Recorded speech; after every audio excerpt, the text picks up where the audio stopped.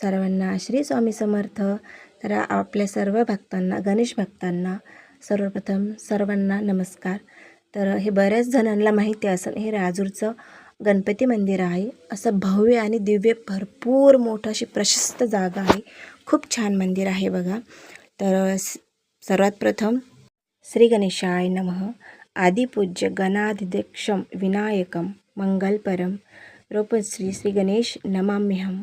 प्रत्येक हिंदू घरामध्ये श्री गणेशाचे नामस्मरण करूनच नवीन कार्याची सुरुवात केली जाते.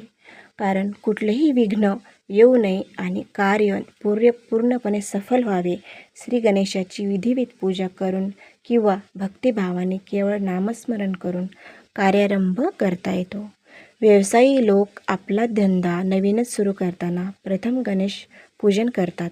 त्यांच्या खातेवहीत पहिल्या पानावर श्री गणेशाय नमः हे मंगल वाक्य लिहिलेले असतं व गणेशांचा एक सुंदर फोटो लावलेला असतो.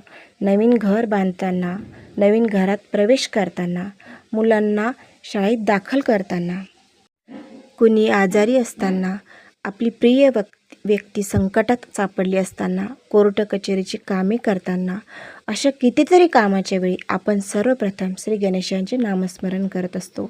आपल्या हिंदू धर्मात 33 कोटी देव आहेत. ज्याला जे रूप आवडते तो त्याची पूजा करतो. परंतु प्रथम नमस्कार हा श्री गणेशालाच असतो.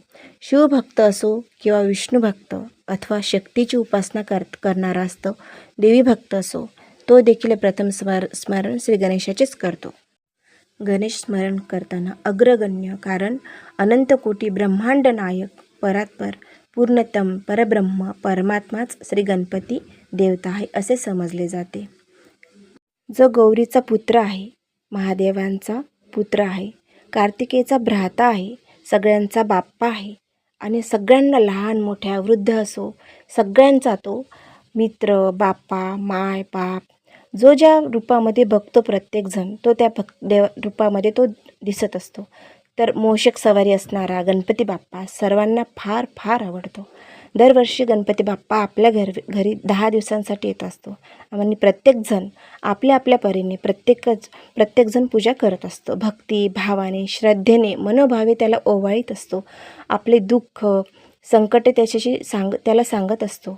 असे कितीतरी आपण असं दुःख असतं जे आपण भगवंताशिवाय कोणालाही सांगू शकत नाही आणि तारणारा तोच असतो. असं कोणीही नाही जो सगळे दुःख संपू शकन, पण एक भगवंतच असा आहे जो सगळ्या संकटातून मार्ग आपल्याला सापडवित असतो.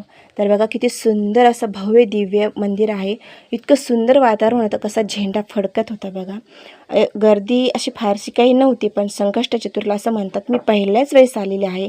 मी खूप दिवसांपासून भगवंताला विनंती करत होते की मला खरंच दर्शन होऊ द्या, पण असे योग काही आलेच नाही. पण आज भगवंताला दया आली आणि त्यांनी खरंच योग घडून आणले आणि दर्शन झालं.